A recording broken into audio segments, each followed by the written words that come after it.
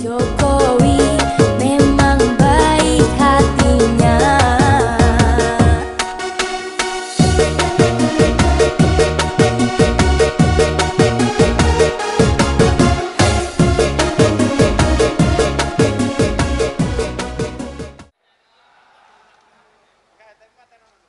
Sore dan pada siang menuju sore ini saya ingin mengajak bapak-bapak dan ibu-ibu sekalian untuk memikirkan mengenai tanah air kita ini. Tanah air kita ini berhadapan dengan situasi yang seharusnya kita itu masuk ke abad 21 itu rasanya nyaman. Tetapi kita itu menghadapi dengan was-was dan galau. Nanti saya akan ceritakan kegalauannya yang sungguh-sungguh menjadi masalah besar dari desa-desa di Indonesia. Bapak Ibu sekalian, terlebih dahulu saya ingin memperkenalkan diri. Jadi saya ini Nur Fauzi Rahman, bekerja dengan masalah agraria sudah lebih dari 20 tahun. Jadi bekerja melalui satu kerjaan bersama-sama penduduk-penduduk desa di kampung-kampung. Kemudian saya membuat suatu pendidikan-pendidikan terhadap para petani, bersekolah di University of California, Berkeley, kemudian pulang dan mengajar di Institut Pertanian Bogor tentang politik dan gerakan agraria. Nah, saya juga menjadi pengajar banyak kursus-kursus di organisasi-organisasi gerakan sosial. Saya membantu pemerintah termasuk di dalam upaya membangun pemerintahan Jokowi memiliki agenda-agenda yang cocok untuk mengatasi masalah tanah air kita ini. Di tulisan yang saya siapkan, apakah Bapak Ibu sudah pegang tulisan saya? Ada sebagian yang sudah pegang tulisan saya? Sudah, oke. Nanti panitia akan membagikan. Oke. Nanti panitia akan membagikan bagi yang belum. Oke? Nah, begini. Saya mau mulai dulu dengan kalimat yang tercantum di depan itu. Di kalimat kedua. Kalimat kedua itu cuplikan dari lagu Indonesia Raya. Di sanalah aku berdiri jadi pandu ibuku. Kalimat itu sering dinyanyikan. Tetapi saya ingin sekarang tempatkan betapa pentingnya kalimat itu menjadi pandu bagi tanah air Indonesia ini. Mengapa? Karena situasi kita itu yang bagian kalimat pertama. Ada kekuatan pasar yang sedang memporak-porandakan tanah air kita itu.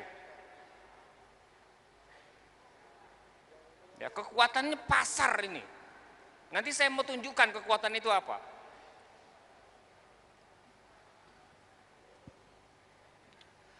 Kekuatan ini bekerja pada skala dunia. Kekuatan ini diinginkan sekaligus ditakutkan. Sekarang hampir setiap orang di sini pegang handphone, betul? Siapa yang tidak punya pegang handphone sekarang? Enggak ada. Ada satu?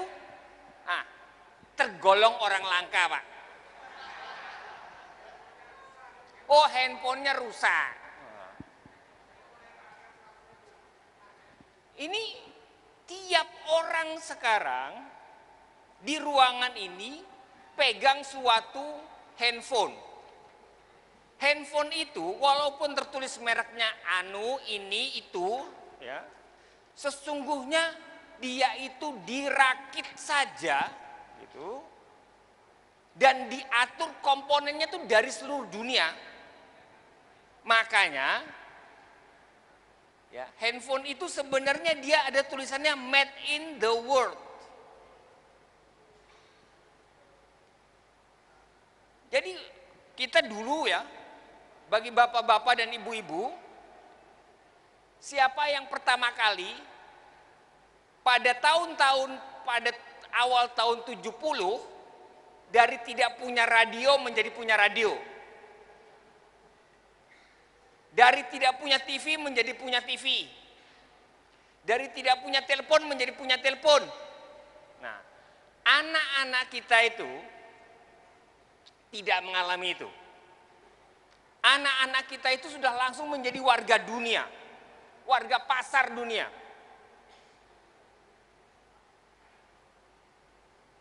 Sudah minta membeli handphone, yang handphonenya itu nikelnya, di dalam handphone itu ada nikel. Kalau nggak ada nikel dia nggak bisa menjadi transmisi elektronik di dalamnya itu. Kalau tidak ada plastiknya tidak mungkin. Kalau tidak ada karetnya tidak mungkin. Kalau tidak ada bauksitnya tidak mungkin. Dan itu harus diambil dari tempatnya. Yakni di mana? Bisa itu berasal dari pojok-pojok Sulawesi, bisa dari pojok-pojok Maluku Utara, bisa dari Ghana di Afrika Barat gitu. Jadi ini berasal dari beragam tempat, disatukan oleh satu perusahaan raksasa. Yang perusahaan raksasa itu ya, bekerja mempromosikan barang yang dijualnya itu dan kemudian menjadi barang konsumsi yang dipakai oleh kita itu. Nah, seakan-akan itu memang kebutuhan. Jadi kita semua membutuhkan handphone untuk berkomunikasi satu sama lain. Nggak ada masalah. Ya. Tetapi masalahnya apa? Nanti saya mau tunjukkan masalahnya. Bahwa rencana untuk membangun suatu pabrik dunia. Nah, ini pabrik dunia. Itu sudah dirancang sedemikian rupa yang rupanya Indonesia itu berada di dalam posisi yang menyulitkan. Jadi di dalam tulisan saya ini saya tunjukkan betapa perusahaan-perusahaan raksasa yang mau bekerja di dalam menghasilkan komoditas global itu telah mengakibatkan Indonesia ada di dalam situasi yang sulit. Apa itu? Nomor satu, situasi yang pertama. Bahwa Indonesia itu menjadi tempat barang-barang produksi perusahaan-perusahaan itu untuk dikonsumsi. Nah, jadi kita menjadi konsumen dari barang-barang komoditas global. Satu itu. Dua, Indonesia itu menjadi tempat investasi-investasi asing. Nomor dua. Dan nomor tiga, Indonesia tempat produksi dari barang mentah untuk perusahaan-perusahaan itu. Nomor tiga. Presiden Soekarno dulu menyebut ketiganya itu sebagai warisan kolonial Belanda, penjajahan Belanda. Saya menyebutnya itu sebagai kutukan kolonial. Jadi Indonesia itu berada dalam posisi sebagai negeri tempat pemasok bahan mentah, negeri tempat di mana investasi asing berada di mana-mana, negeri tempat di mana hasil kerja perusahaan-perusahaan itu dikonsumsi oleh orang-orang Indonesia yang jumlahnya sekarang 220 juta lebih. Tidak heran, barang produk pertama, ya, teknologi pertama, handphone langsung ada di pasar-pasar Indonesia. Tidak heran, bapak-bapak dan ibu-ibu yang berada di pojok-pojok di pedesaan pedalaman, tanahnya itu kemudian diambil, kalau tinggal di Maluku Utara, kalau tinggal di Sulawesi Tengah, itu diambil sekarang menjadi bahan produksi nikel. Ya, tanahnya itu, orenya ditumpuk di pinggir-pinggir dari pantai, dibawa ke dalam suatu tongkang-tongkang, melalui tongkang dibawa ke laut lepas dan kemudian pergi barang-barang itu ke Korea atau ke Cina. Ya, batu bara Indonesia diambil dengan cara begitu. Siapa yang berasal dari Samarinda mengetahui 70% wilayah Samarinda itu sudah menjadi konsesi batu bara.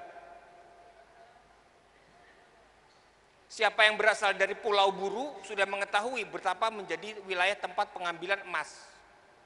Siapa yang dari, saya bisa tambah itu satu persatu. Jadi koridor-koridor ekonomi Indonesia ini telah menjadi wilayah yang dikapling-kapling. Pengkaplingan dari wilayah-wilayah Indonesia ini telah mengakibatkan tanah air dari rakyat Indonesia itu porak-poranda. Apanya yang porak-poranda? 3 soal yang porak-poranda. 1, yang porak-poranda itu, yakni siapa lagi yang memiliki tanah di wilayah itu?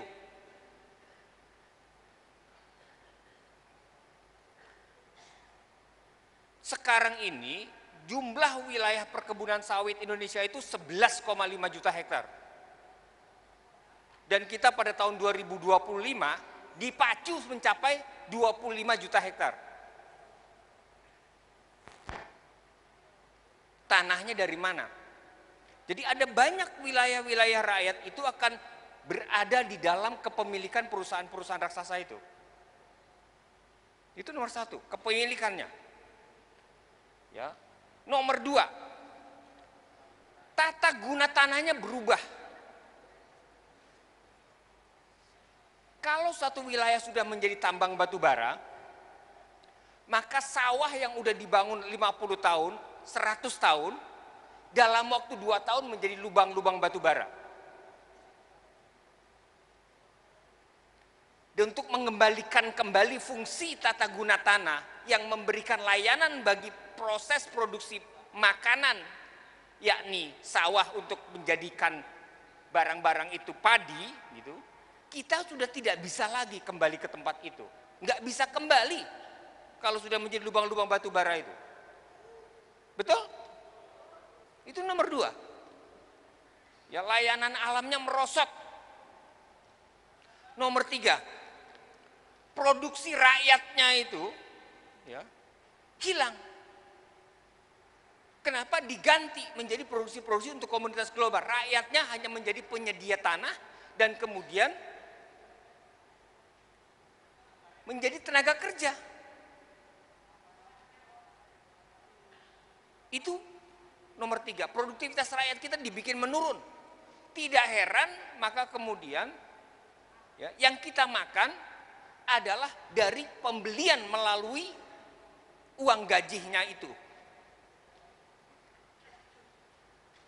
Kita lebih banyak lagi mengkonsumsi umpamanya tepung terigu yang gandumnya tidak pernah diproduksi di Indonesia. Jumlah konsumsi gandum, karbohidrat kita itu, komponen gandumnya sebentar lagi mencapai 20%. Padahal gandum tidak pernah kita produksi.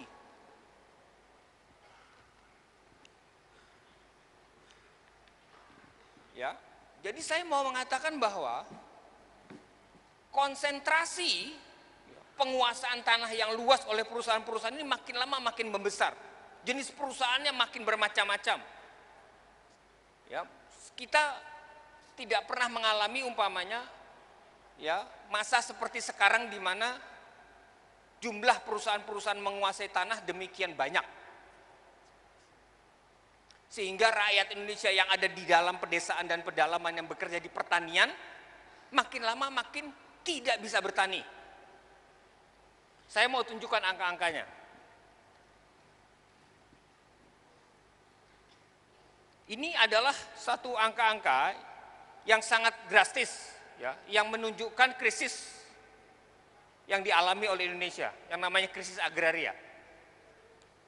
Yang pertama ada ketimpangan penguasaan tanah, konsentrasi dipegang oleh perusahaan-perusahaan itu. Nomor dua ada konflik-konflik karena tanah rakyat itu diambil kemudian berantem dengan perusahaan-perusahaan itu. Dan yang nomor tiga ada kerusakan ekologi yang parah. Sehingga akibatnya pertanian kita itu merosot. Ini yang saya mau bicarakan ini 10 tahun terakhir masa kepemimpinan presiden sebelum sekarang ini.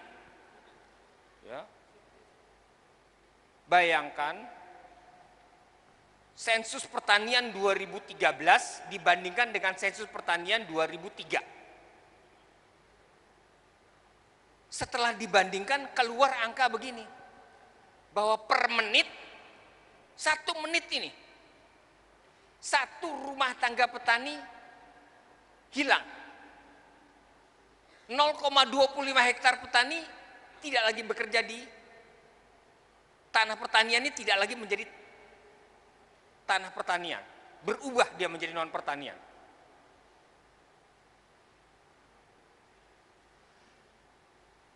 Kalau tiap menit orang bertani berkurang 1 keluarga tani, sekarang jumlah petani Indonesia 26,1 juta orang keluarga tani.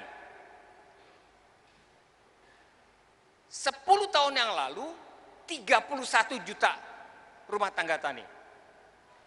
2045 ketika Indonesia itu 100 tahun merdeka, berapa jumlah petani Indonesia? Hanya tinggal 10 juta orang keluarga tani. Kapan petani Indonesia itu hilang? Musnah. 2065.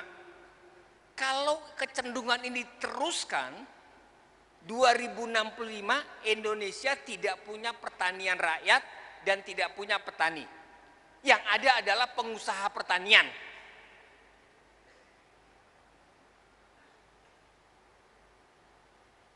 Pengurangan jumlah petani ini sesuatu yang mengkhawatirkan sekali.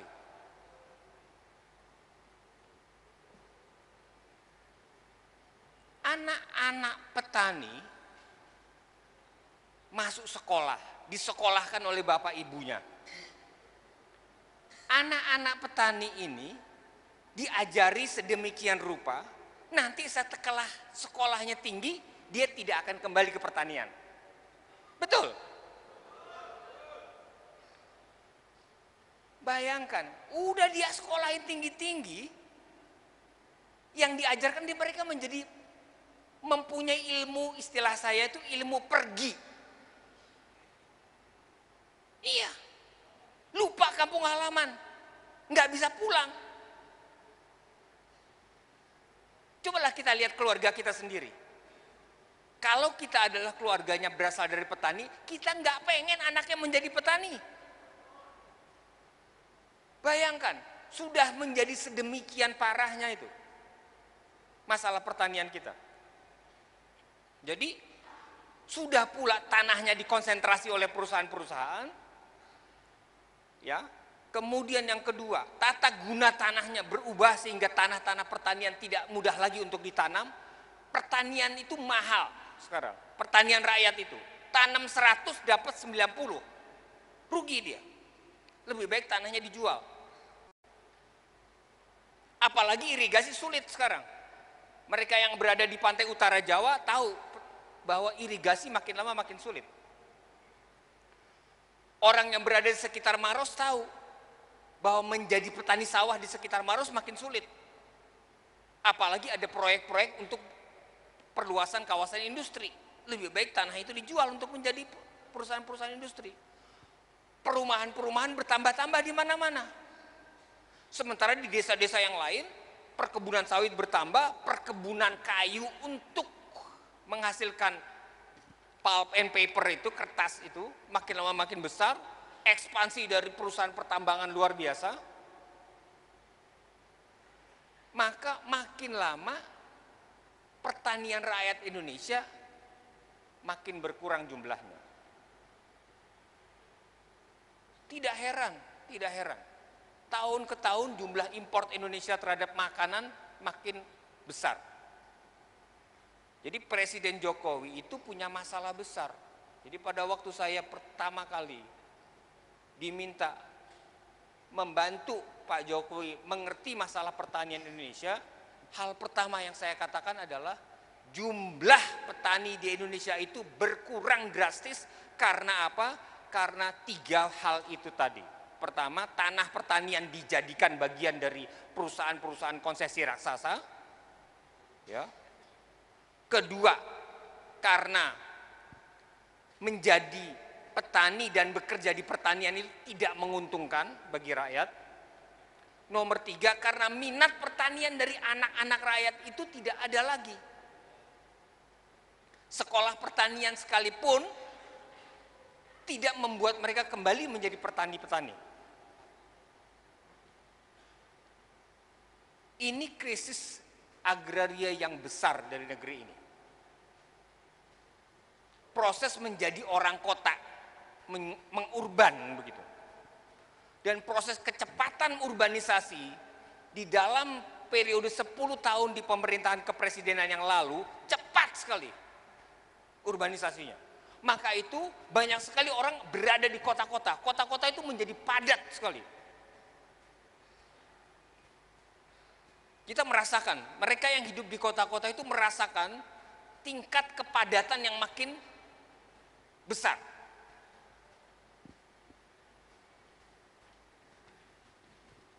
Bapak Ibu sekalian, jadi izinkan saya ya membuka satu persatu karena ini soal yang sangat mendasar tetapi jarang dibicarakan.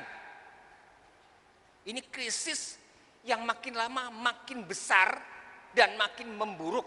Ini namanya, kalau penyakit itu namanya penyakit kronis, Ibu. Ya. Tunggu saatnya anfal bangsa ini. Tanah air ini bentar lagi anfal dia. Puk, jatuh dia. Kalau tidak diselamatkan. Kenapa? Karena itu lahan yang dikuasai petani itu merosot terus. Kenapa itu? Jumlah pemilik lahan pertanian yang kecil-kecil itu, rumah tangga tani itu, dia makin lama makin hilang.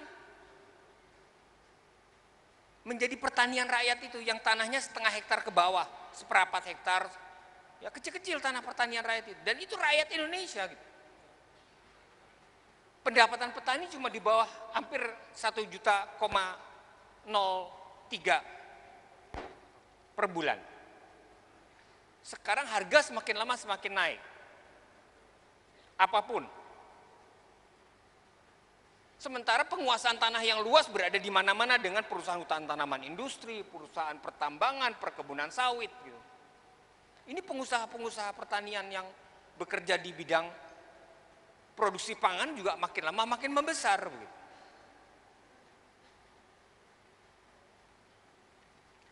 Sementara kita menyaksikan ada konflik agraria di mana-mana. Ya, ketika rakyat menolak tanahnya dimasukkan ke dalam perusahaan konsesi, dia bertengkar, berantem, kemudian menjadi konflik. Dan konflik nggak selesai-selesai. Jadi, makanya, ini sesuatu yang penting kita itu. Menyelamatkan tanah air.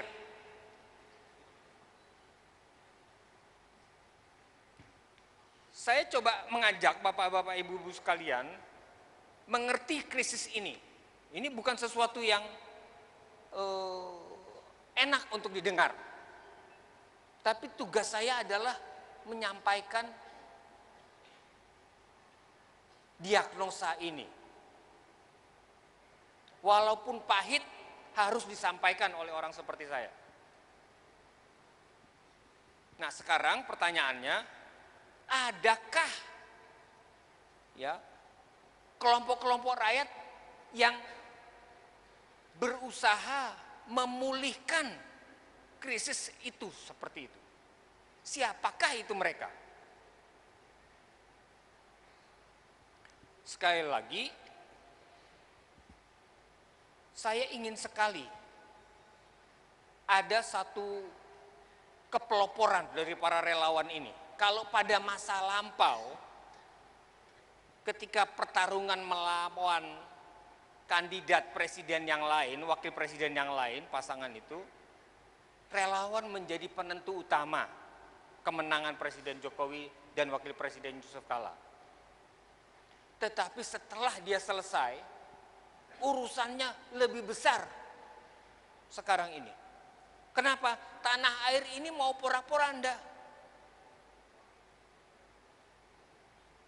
Kita sudah lihat semenjak bulan November, Desember, Januari, Februari, disibukkan kita itu sama urusan pertengkaran elit.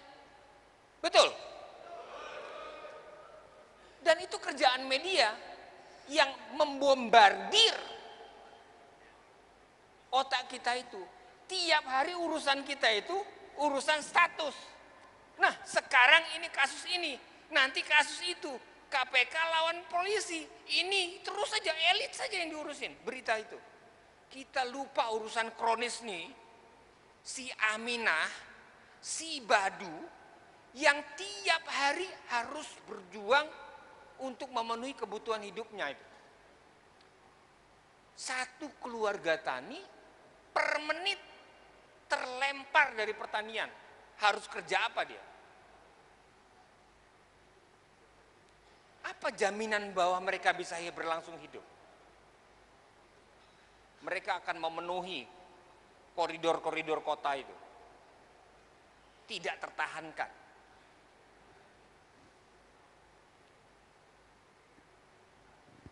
Wilayah tanah airnya itu harus dipikir bukan tanah air imajinasi, bukan. Tapi kampung halaman kita itu yang harus kita urus. Ya, kita harus hidupkan kembali pertanian rakyat. Kita lindungi pertanian rakyat itu.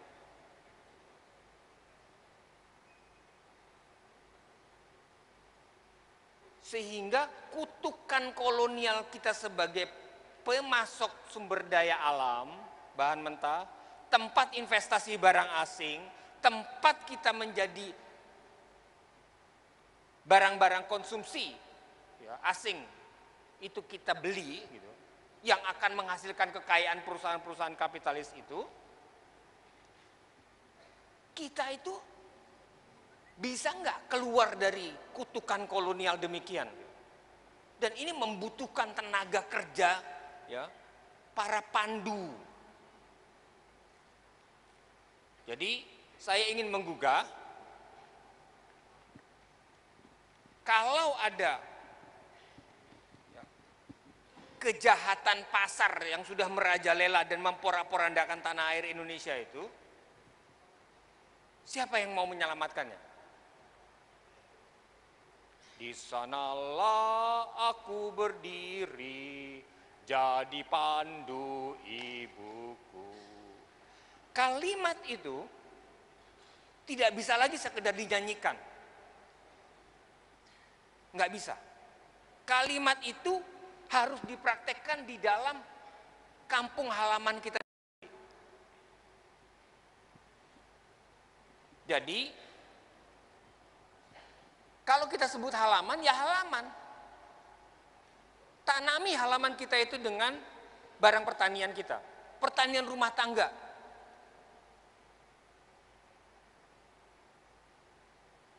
Kalau kita selalu mengkonsumsi barang-barang berasal dari pasar, kita beli begitu, melalui, sekarang sudah sangat berkembang. Semua apa yang namanya mart ini, mart itu, A-mart, Smart Mart, Mart itu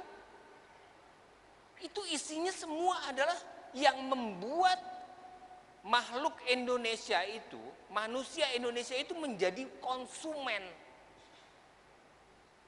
Bukan menjadi produsen, padahal kita punya halaman.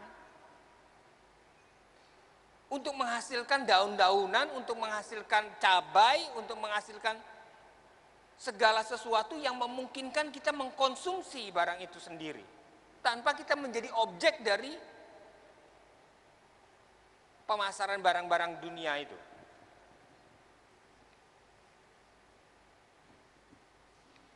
Bapak Ibu sekalian,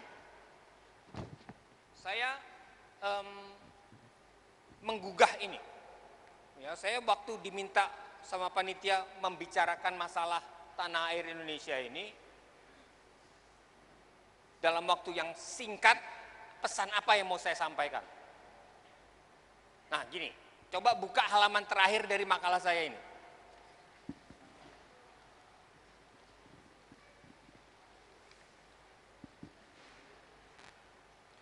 Ini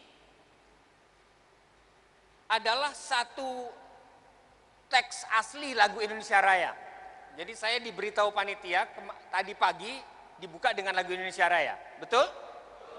Nah, lagu Indonesia Raya yang dinyanyikan pada pagi tadi itu lagu Indonesia Raya stanza 1 saja. Lagu aslinya itu stanzanya 3. Dan 3 stanza ini mencerminkan filosofi yang sangat penting dalam hubungan dengan tanah air yang porak-poranda pada waktu itu tahun 28 untuk membuat bibit-bibit kemerdekaan Indonesia menghadapi kolonialisme Belanda. Jadi ini lagu Indonesia Raya yang 3 stanza ini adalah suatu cara menyadarkan orang-orang untuk menjadi pandu ibuku itu. Jadi Wage Rudolf Supratman, Konferensi Pemuda Indonesia itu, waktu itu menyanyikan untuk pertama kalinya di publik lagu Indonesia Raya. Dengan biolanya itu. Kemudian mulai dikenal isinya. Nah, mari kita kembali kepada jati diri sebagai orang yang mewakili pandu untuk menjadi pelopor kemerdekaan Indonesia.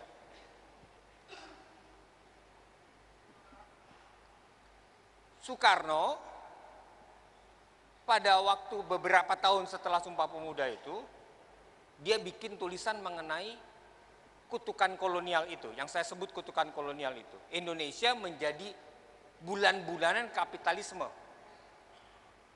Sebagai penyuplai bahan mentah, rakyatnya menjadi tenaga kerja, sebagai barang konsumen, tempat konsumen barang-barang asing dan investasi asing.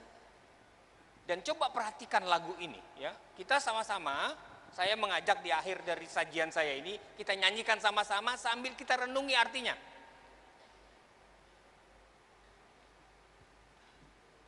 Ya, ini adalah panggilan untuk menjadi pandu ibuku itu.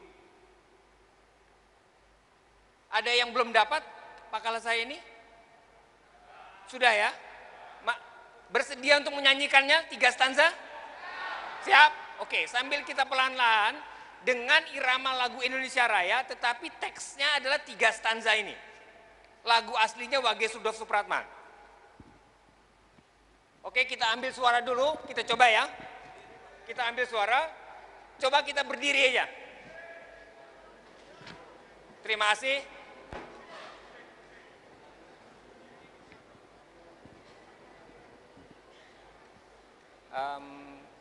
Kita coba dengan cara ya, suara kita sendiri untuk bisa berpadu mencontoh apakah kita bisa membangun irama. Jadi kalau saya bilang nanti ambil suara, ya, maka tangan saya begini, ikuti. Kalau tangan saya menutup begini, berhenti. Ya, kita mulai dengan ambil suara. 1, 2, 3. In. Ulangi. In. Sekali lagi. In. Terima kasih. Bagus sekali. Mari kita mulai dengan nada yang mengikuti dari irama tangan saya. Jadi kalau irama tangan saya begini, 1, 2, 3, 4. Kalau ke bawah, ini berarti saya mulai.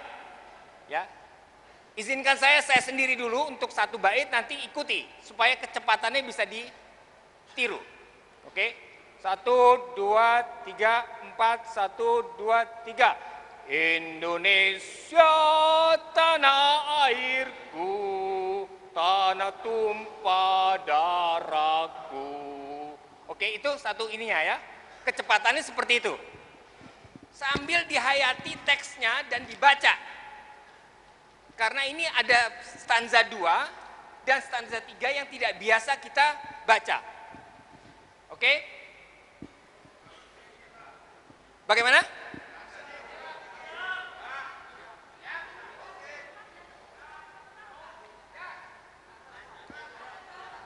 Ke bawah?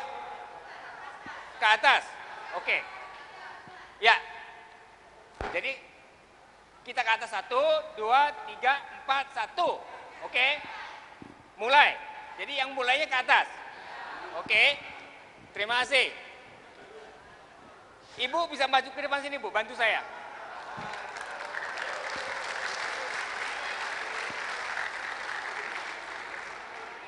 Jadi mulainya naik ke atas. Bantu saya di sini, Bu. Kecepatannya mengikuti ibu guru kita ini. Ibu siapa, Bu? Nama Bu? Bu Elis. Nah, Ibu Elis atur nuhun pesan Ibu. Ya, sekarang ikuti kecepatan tangannya Ibu Elis. 1, 2, 3, 4. Silakan, Bu. Ambil suara dulu.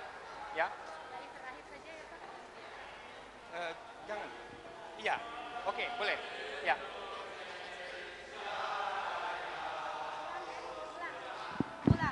Hiduplah Indonesia Raya, Indonesia tanah airku, tanah tumpah darahku. Di sanalah aku berdiri, jadi pandu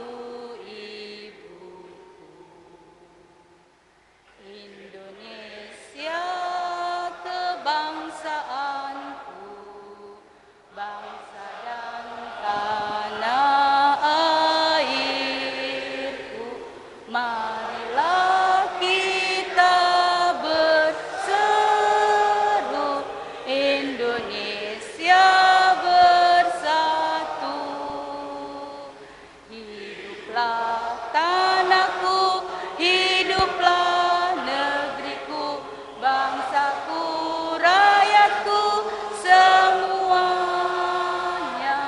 Bangunlah jiwanya, bangunlah badannya untuk Indonesia Raya. Indonesia Raya, merdeka, merdeka, tanahku, negeriku yang cinta. Indonesia Raya, merdeka, merdeka, hiduplah Indonesia Raya.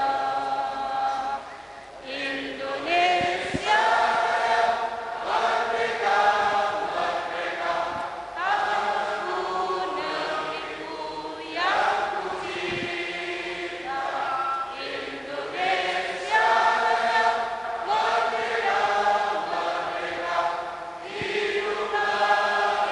kita lanjutkan ke stanza 2, langsung masuk ke stanza 2. Indonesia tanah yang mulia, tanah kita yang kaya.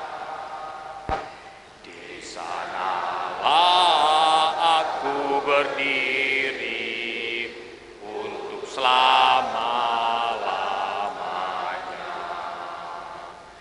Indonesia tanah pusaka, pusaka kita semuanya.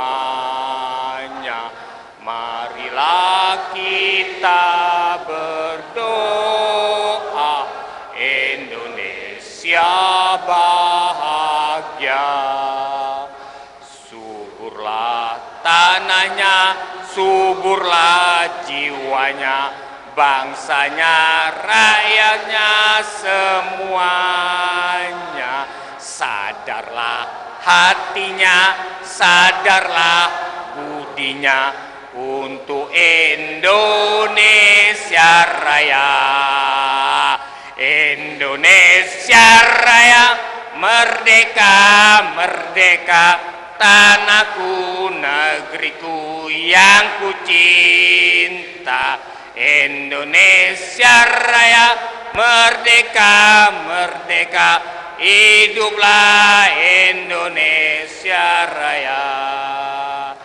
Indonesia Raya, merdeka, merdeka, tanahku, negeriku yang ku cinta. Indonesia Raya, merdeka, merdeka, hiduplah Indonesia Raya. Stanza yang ketiga. Indonesia tanah yang suci, tanah kita yang sakti. Di sanalah aku berdiri, jaga ibu sejati. Indonesia tanah berseri, tanah yang aku sayangi. Marilah kita berjanji, Indonesia abadi. Selamatlah rakyatnya, selamatlah putranya, pulaunya, lautnya, semuanya. Majulah negerinya, majulah pandunya untuk Indonesia Raya. Indonesia Raya, merdeka, merdeka, tanahku, negeriku yang ku cinta. Indonesia Raya, merdeka, merdeka, hiduplah Indonesia Raya.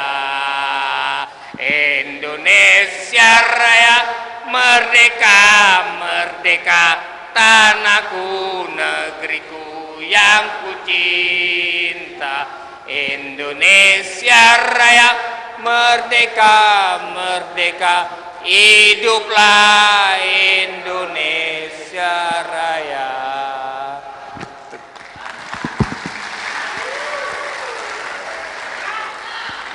Oke. Baik, terima kasih Mas Oji. Saya minta ini disimpan. Saya yakin saya sendiri juga baru lihat ini Mas Oji, ada stansa 1, 2, 3. Saya kira juga teman-teman di sini juga seperti itu. Jadi langsung saja saya minta ada 3, tapi harus sesuai dengan tema. Ini dengan Mas Oji tadi sudah, saya masih mau lihat, jangan urusan DKI, jangan urusan apapun. Itu Ibu, tolong mic, saya kasih ibu yang pakai jilbab, ya, coklat. Itu dulu, 1. Mic, tolong.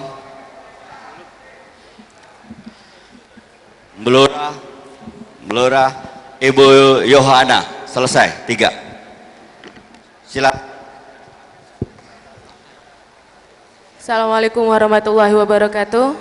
Salam sejahtera semuanya, salam seduluran. Saya Leni dari Jember, Jawa Timur. Baik, saya sangat tertarik dengan bahasa pasar dan kejahatan pasar ya bahasanya.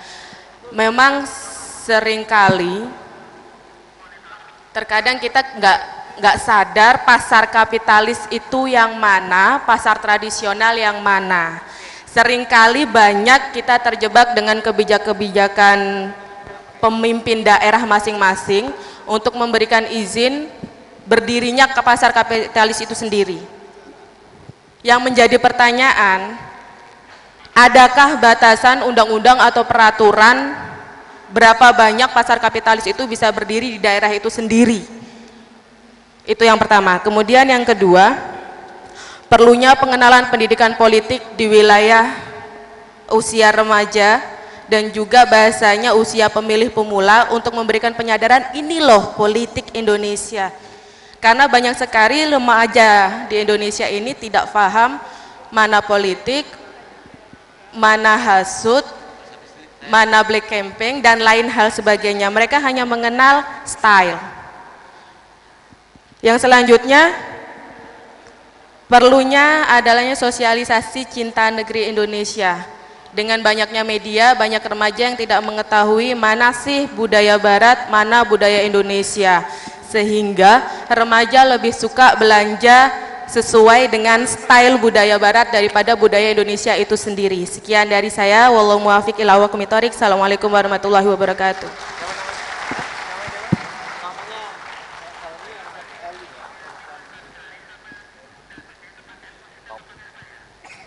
Mbak Leni dari Jember, mau dijawab langsung Mas Oji atau langsung tiga? Tiga langsung. Halo. Dijawab langsung tiga. Mas dari Blora, perkenalkan nama. Bismillahirrahmanirrahim. Assalamualaikum warahmatullahi wabarakatuh. Nama saya Bayu Himawan. Jangan di situ Mas, berdiri di sini. Relawan harus berani. Perkenalkan, nama saya Bayu Himawan. Saya berasal dari salah satu kota miskin di Jawa Tengah. Kenapa saya katakan miskin? Yaitu Kabupaten Blora.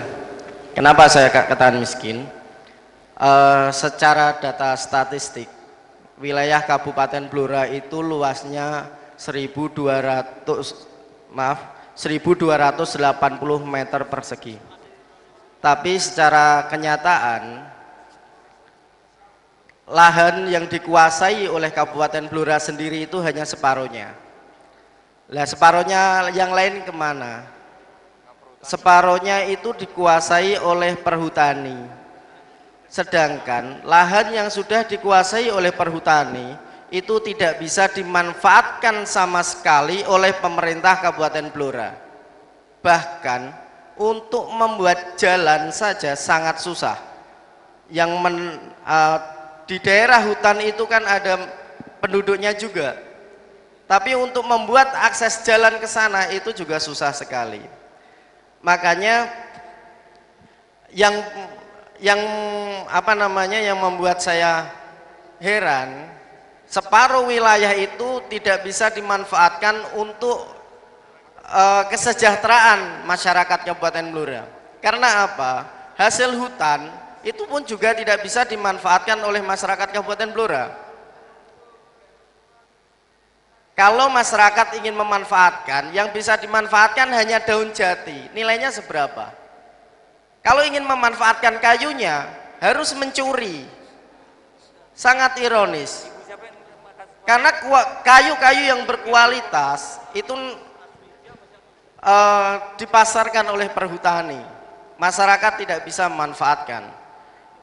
Dan harganya sudah sangat tinggi, masyarakat pun tidak akan mampu menjangkau. Nah, yang menjadi pertanyaan saya adalah, ketika penguasaan wilayah secara administratif tertera 1.280 meter persegi, tapi ternyata de facto hanya separuhnya karena dikuasai oleh perhutani, tentunya ini sangat tidak adil. Sangat-sangat tidak adil, karena ternyata masyarakat Kabupaten Blora tidak bisa memanfaatkan seperti itu. Baik.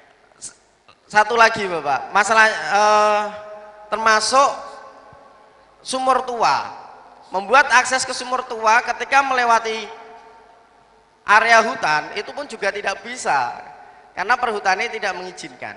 Itu yang pertama. Kemudian yang kedua adalah kenapa Blora miskin? Kalau orang kabupaten yang lain, daerah lain melihat bahwa Blora itu kaya karena ada blok cepu, banyak minyaknya. Tapi ternyata hasil dana bagi hasil migas yang diperoleh dari blok cepu untuk Kabupaten Bojonegoro itu ada 300 miliar. Dan dana bagi hasil migas dari blok cepu Banyuwangi bisa memanfaatkan, tapi Kabupaten Blora dapatnya berapa? 0 miliar. Sangat ironis sekali, karena eksploitasi di dalam undang-undang migas yang mendapatkan dana bagi hasil itu adalah yang ada mulut sumurnya, dan itu ada di Bojonegoro. Saya komparasikan dengan blok Natuna. Blok Natuna sama, Pak. Ada 2 wilayah yang menguasai blok itu. Tapi ternyata dengan kebijakan SKB 3 menteri, itu dana bagi hasil migas bisa dibagi di 2 provinsi. Tapi kenapa untuk blok Cepu tidak bisa? Ini mungkin masukan buat Pak Is untuk disampaikan kepada Bapak Presiden untuk mengambil kebijakan tentang dana bagi hasil blok migas, dana bagi hasil migas blok Cepu. Kemudian yang ketiga, Bapak, saya melihat bahwa Bapak Jokowi sangat luar biasa, tapi saya masih melihat menteri-menterinya yang masih sering membuat pernyataan-pernyataan kontroversial, membuat kebijakan-kebijakan kontroversial. Tentunya ini akan sangat mempengaruhi pandangan masyarakat terhadap Bapak Presiden.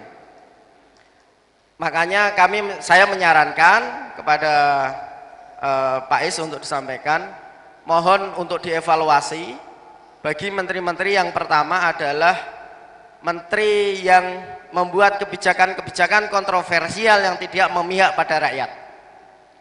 Yang kedua, untuk mengevaluasi menteri-menteri yang minim prestasi dan tidak produktif. Karena masih banyak menteri-menteri di kabinet Bapak Jokowi yang masih seperti itu. Sering membuat pernyataan-pernyataan kontroversial, kebijakan-kebijakan kontroversial. Kemudian yang selanjutnya saya ucapkan terima kasih sekali kepada Bapak Jokowi. Seumur-umur saya, sejak saya lahir sampai sekarang, baru minggu lalu kalau tidak salah ada presiden datang ke Kabupaten Blora. Saya ucapkan terima kasih. Presiden-presiden sebelumnya belum pernah ada yang datang ke Kabupaten Blora. Makanya dengan ini saya kebetulan juga ketua KNPI Kabupaten Blora, In Jokowi Mitras. Terima kasih. Assalamualaikum warahmatullahi wabarakatuh. Waalaikumsalam. Masih ada satu lagi, kita langsungkan, Mas Oji. Kita tutup 3 pertanyaan. Bu Yohana, silakan agak ke sini, Bu, biar dilihat. Ini aktivis nelayan perempuan dari Malawi, Sorong, Papua. Ibu agak maju di sini, jangan malu-malu, Bu. Ya, silakan. Baik, terima kasih atas waktu yang diberikan kepada saya. Assalamualaikum warahmatullahi wabarakatuh. Salam sejahtera bagi kita semua yang ada berbahagia di hari ini. Saya mohon izin, Pak, kalau tadi Bapak berbicara tentang agraria, Bapak berbicara tentang pertanian, tapi saya perwakilan berbicara tentang pemukiman nelayan. Tepatnya tanggal 7 Maret 2015, Menteri Perhubungan datang di lingkungan kami.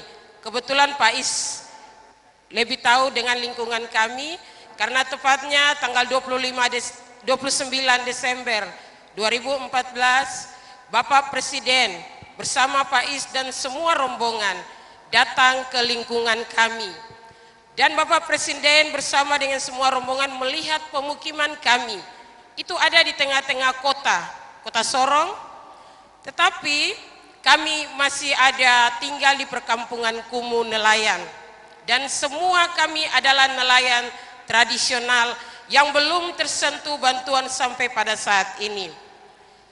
Jadi yang ingin saya sampaikan kepada Bapak sebagai narasumber, tepatnya tanggal 7 Menteri Perhubungan datang bersama dengan anggota DPR RI perwakilan Papua Barat, Bapak Michael Watimena. Di situ mereka melihat akan dibangun perlebaran pelabuhan rakyat yang disebut pelabuhan feri, di mana kalau orang mau ke Raja Ampat atau Waisai harus melalui tempat kami tinggal. Di situ mereka ingin memindahkan kami penduduk nelayan, semua kami akan dipindahkan dan akan diperlebar atau dibuat pelabuhan rakyat terbesar di kota Sorong. Jadi saya bersama dengan teman-teman, kebetulan saya juga adalah ketua RW di tempat kami ada, bersama dengan 5 RT.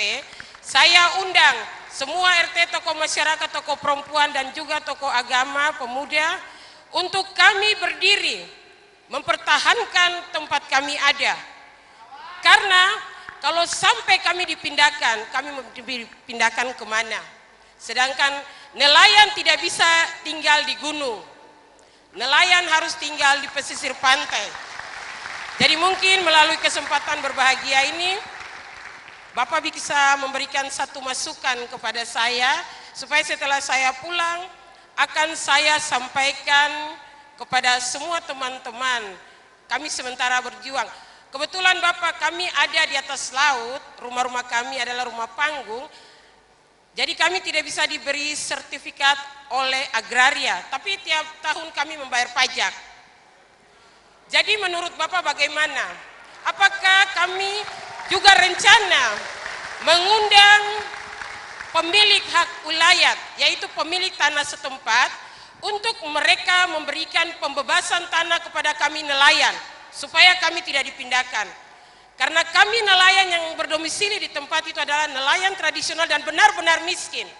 Kalau boleh bina kami, jangan binasakan kami.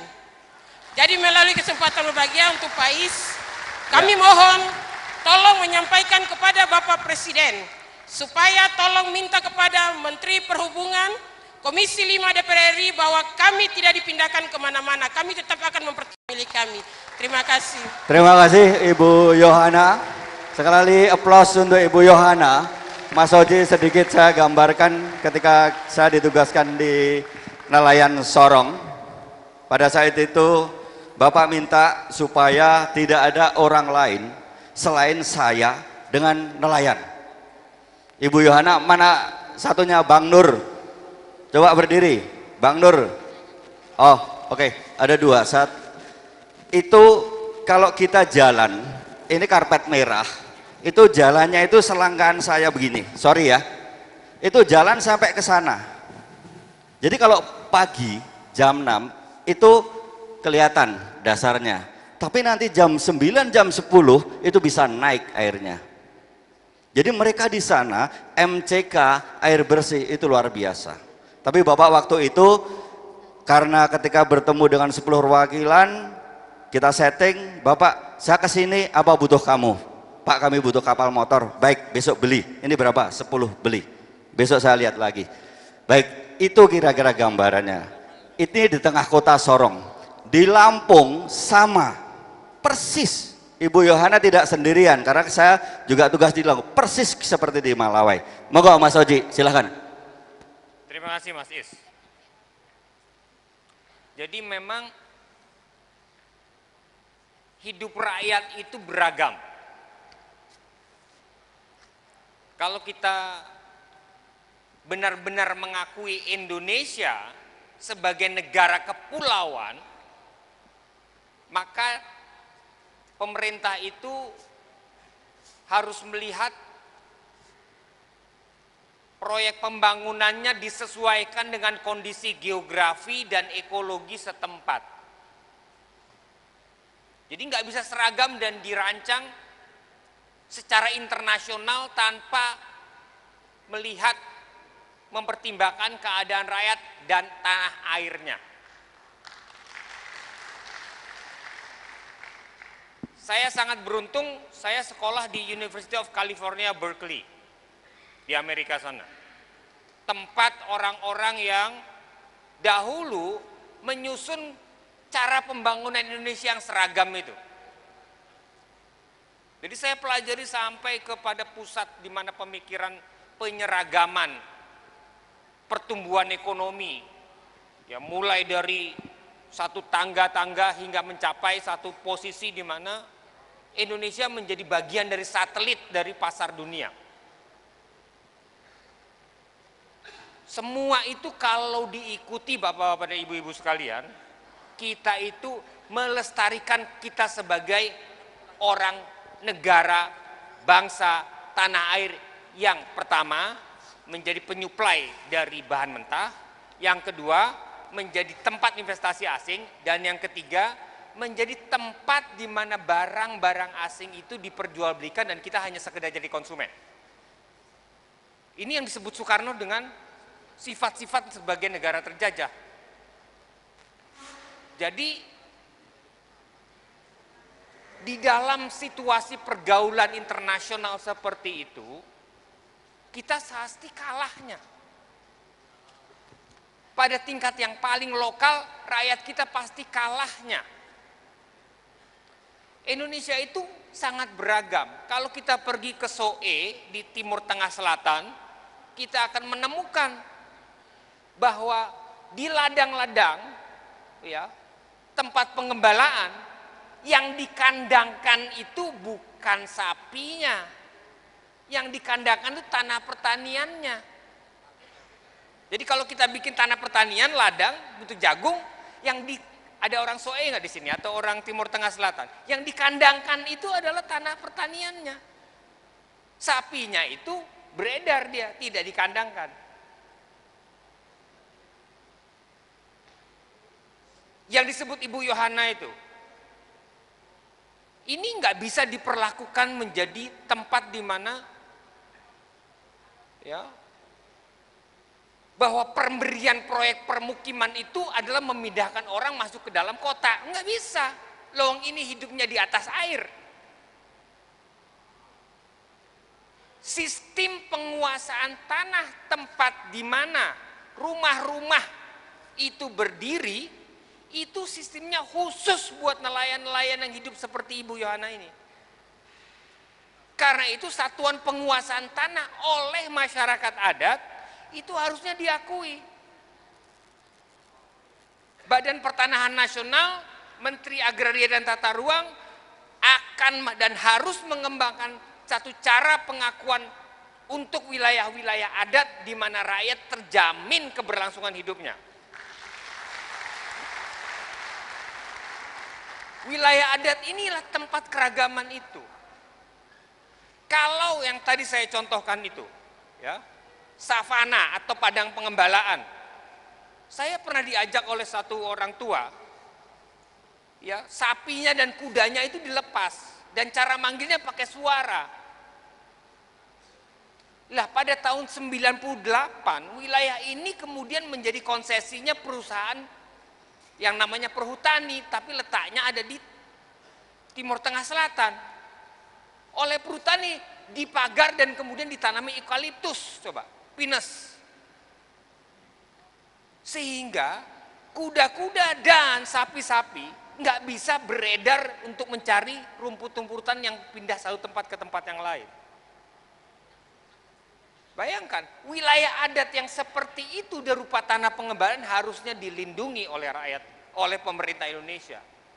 Bukan justru tanah seperti itu dikasih kepada perusahaan-perusahaan. Di Bengkulu Selatan, ya, itu tempat di mana kerbau-kerbau itu hidup di dalam air, kerbau rawa namanya. Lah kalau rawanya dikeringkan kemudian ditanam kelapa sawit, mati perekonomian rakyat itu. Padahal 1 tahun 3.000 kerbau itu dipotong, dagingnya dikirim ke Jakarta. Jadi istilahnya kerbau punya daging, sapi punya nama. Bakso-bakso di Jakarta itu dari daging kerbau itu. Sekarang kalau cara pembangunannya adalah keringkan itu rawa-rawa, tanam menjadi kelapa sawit. Lalu perekonomian rakyat yang tumbuh dari kerbau ini bagaimana? Yang hidup di dalam rawa-rawa itu. Ini kerbau ini memang hidup di dalam rawa, dia berenang. Indonesia ini kaya ragam ekologi, ekosistem dan rakyat hidupnya. Nggak bisa diseragamkan. Nah, Jokowi itu memberi penanda-penanda baru. Nah, ini istilah saya pada waktu di rumah transisi itu, penanda-penanda baru. Dia pembawa dari penanda baru ini. Karena itu, orang-orang yang bekerja dengan cara pandang yang lama bingung menghadapinya. Nah, kita yang mau menjadi pandu bagi ibu Pertiwi ini yang beragam-ragam itu harus menyelamatkan supaya tanda ini jadi sebagai suatu cara pembangunan yang baru. Istilah saya itu ya, kalau kita mau mencapai tujuan yang baru nggak bisa pakai cara lama. Betul? Nggak bisa. Ini Jokowi memiliki cita-cita baru, nawacita itu punya cita-cita baru gitu. Di dalam dokumen yang diserahkan oleh Presiden Jokowi dan JK, waktu itu masih calon presiden, ke KPU, itu disebut sebagai jalan ideologis. Jadi saya menganjurkan semua pandu kita ini, relawan ini, baca visi, misi, dan program aksi Jokowi JK yang diserahkan ke KPU. Nah, ini ada di dalam websitenya KPU. Di situ disebutkan perbedaan apa ya antara yang hendak diusung oleh Jokowi JK dengan yang sebelumnya. Perbedaannya adalah ini mau membuat jalan ideologis. Jalan ideologis itu apa maksudnya? Bahwa suatu prinsip dasar membebaskan diri dari kolonialisme telah dirintis, dibuat, ditetapkan oleh pendiri bangsa ini, yakni Soekarno, yang namanya Trisakti. Berdaulat dalam politik, berdikari dalam ekonomi, dan berkepribadian dalam kebudayaan. Formula itu, Trisakti ini bukan formula hanya untuk Indonesia. Soekarno itu membicarakan Trisakti itu pada saat pertemuan Menteri Luar Negeri Asia Afrika setelah tahun 1955 itu. Kebetulan bulan depan itu ulang tahun ke-60 dari konferensi Asia Afrika. Kita sering, istilah saya itu, membuat konferensi Asia Afrika yang telah menghasilkan prinsip dasar sila Bandung itu begitu diabaikan. Kita lupa bahwa sebenarnya itu tonggak perjalanan bukan cuma bangsa, tetapi bangsa-bangsa terjajah di dunia ini menghadapi kolonialisme. Dan Soekarno ketika itu pidato Soekarno itu adalah mengenai siapa bilang bahwa kolonialisme itu sudah hilang. Kita akan menghadapi bentuk-bentuk baru kolonialisme. Bentuk-bentuk lama seperti yang dihadapi oleh teman kita dari Blora belum hilang. Memangnya perhutani itu apa? Perhutani itu adalah penguasaan tanah yang sangat luas di mana tidak ada kepemilikan rakyat di dalam tanah itu dan jumlahnya sepertiga dari Pulau Jawa.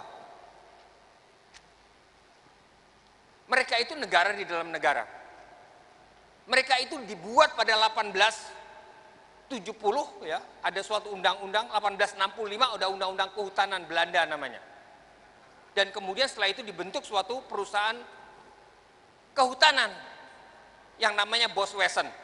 Dan itu menguasai wilayah-wilayah untuk produksi jati. Dan kemudian penguasaan tanah rakyat yang berada di dalam wilayah-wilayah yang ditetapkan sebagai wilayah hutan negara itu dikriminalkan.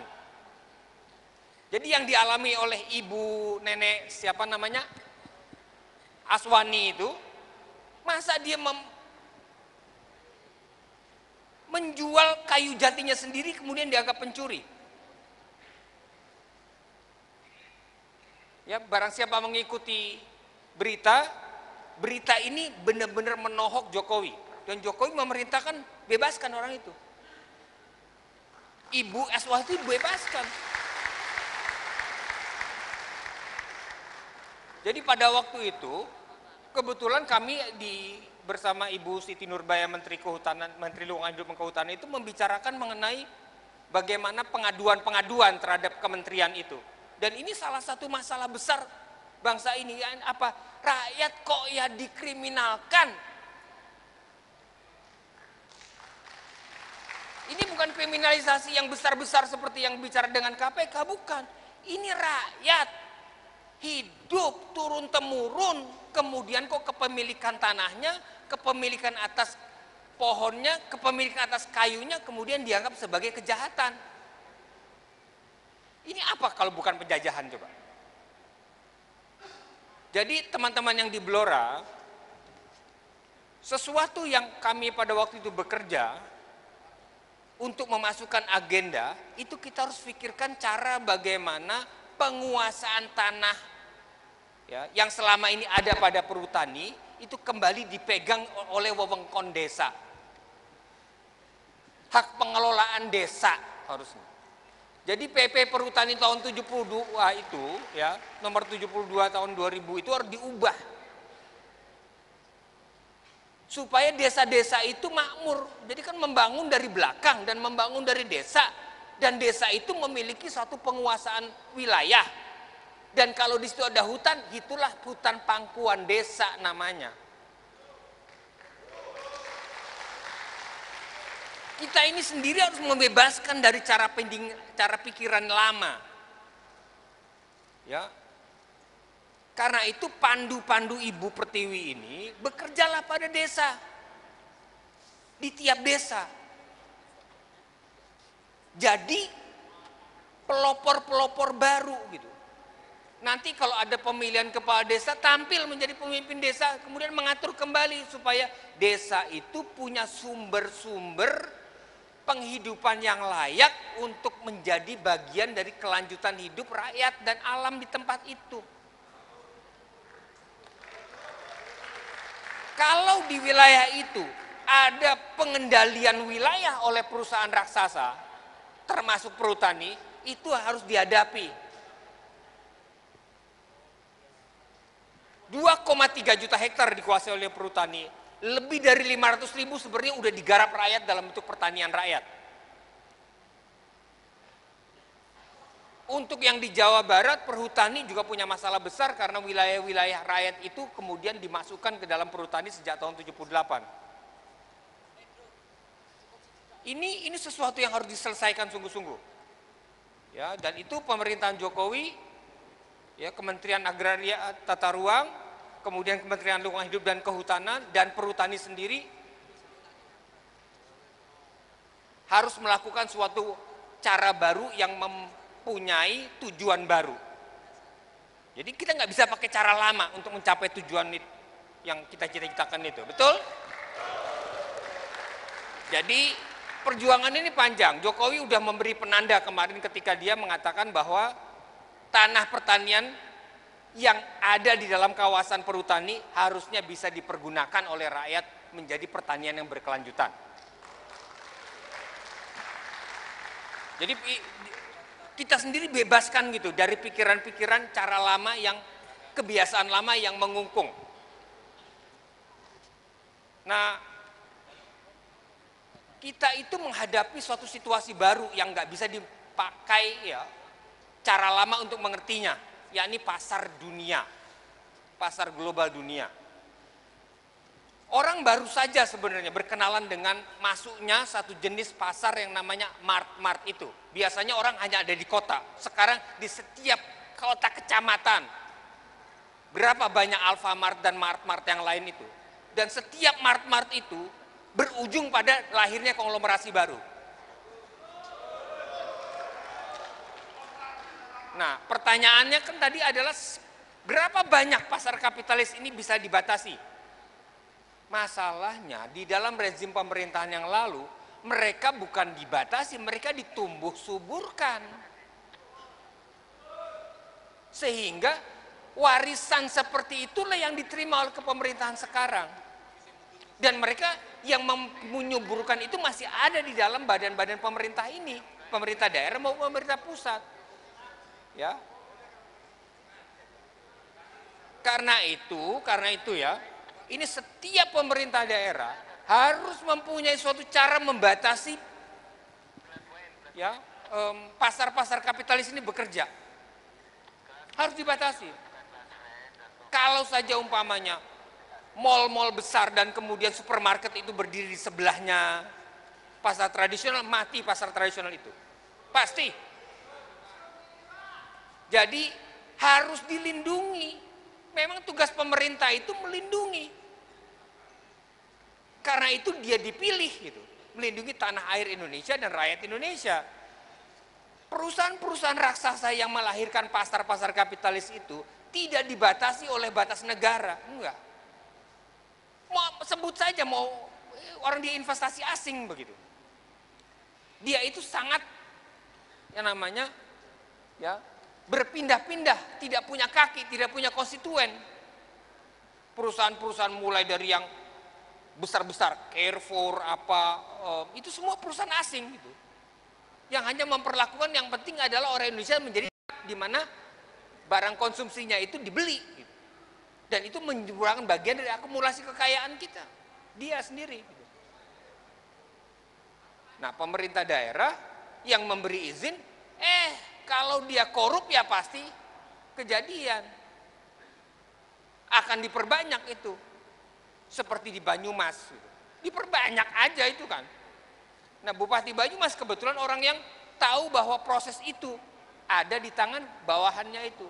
Bawahannya kemudian dituduh menyuburkan tubuhnya pasar-pasar ini dan kemudian ditutuplah sebagian dari Alfamart dan Indomaret segala macam itu. Kenapa?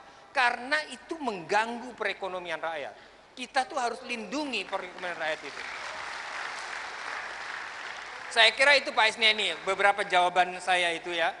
Pada skala dunia kita harus sampai pada satu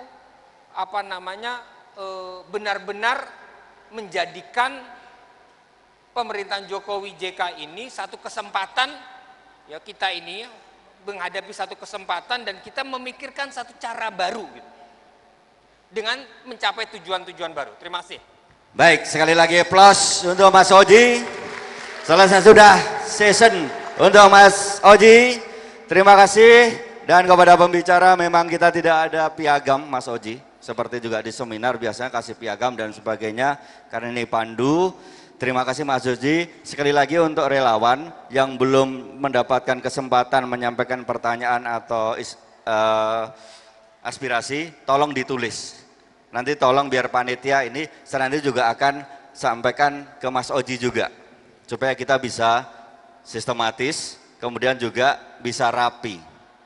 Ada beberapa hal yang ingin disampaikan sebelum Kiai Gali. Saya bilang aja Kiai Gali karena memang bekas preman, biar nanti ngomong sendiri beliau.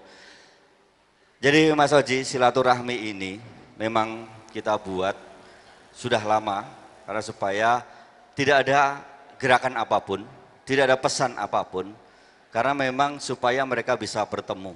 Bahwa kita tidak sendiri, Pak Jokowi tidak sendiri, masih ada relawan, masih ada pandu-pandu. Ada 3 hal yang kalau boleh saya simpulkan. Satu, bahwa silaturahmi ini harus jalan terus.